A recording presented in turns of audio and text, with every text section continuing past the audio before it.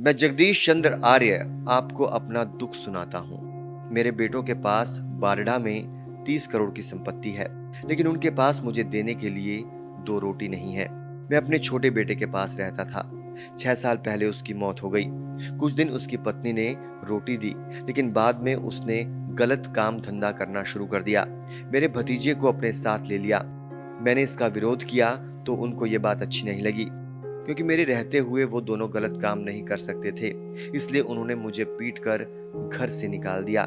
मैं 2 साल तक अनाथ आश्रम में रहा और फिर आया तो इन्होंने मकान को ताला लगा दिया। इस दौरान मेरी पत्नी को लकवा आया और हम दूसरे बेटे के पास रहने लगे। अब उन्होंने भी रखने से हमें मना कर दिया और मुझे बासी आटे की रोटी और 2 दिन का दही देना शुरू कर दिया। ये मीठा जहर कितने दिन खाता, इसलिए मैंने सल्फास की गोली खा ली।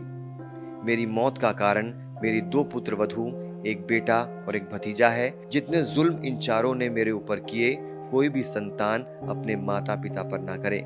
मेरी सुनने वालों से प्रार्थना है कि इतना जुल्म माँ बाप पर नहीं करना चाहिए और सरकार और समाज इनको दंड दे, तब जाकर हमारी आत्मा को शांति मिलेगी।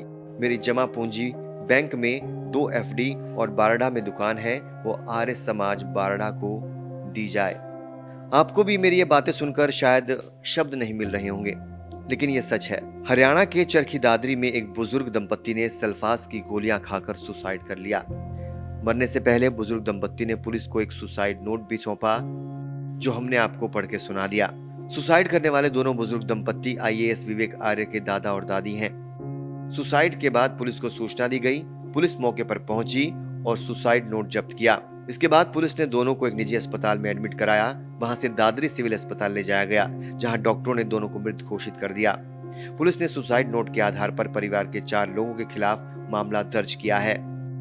दंपति को पहले बारडा के निजी अस्पताल ले जाया गया और वहां हालत गंभीर होने के चलते उन्हें दादरी सिविल अस्पताल भेज दिया गया। मृतक के बेटे वीरेंद्र ने बताया कि जहर खाने की सूचना पर पुलिस मौके पर पहुंच गई थी।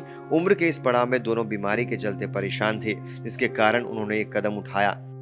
लेकिन जिस तरह से इस दंपत्ति ने एक सुसाइड नोट छोड़ा है, उसे देखकर और सुनकर तो हमें यही लग रहा है कि उन पर वाकई जुल्म हो रहा था। सवाल आपसे पूछते हैं कि अगर आपके माँ बाप या घर के बुजुर्ग बीमार हो तो क्या इस तरह से सलूक करना चाहिए?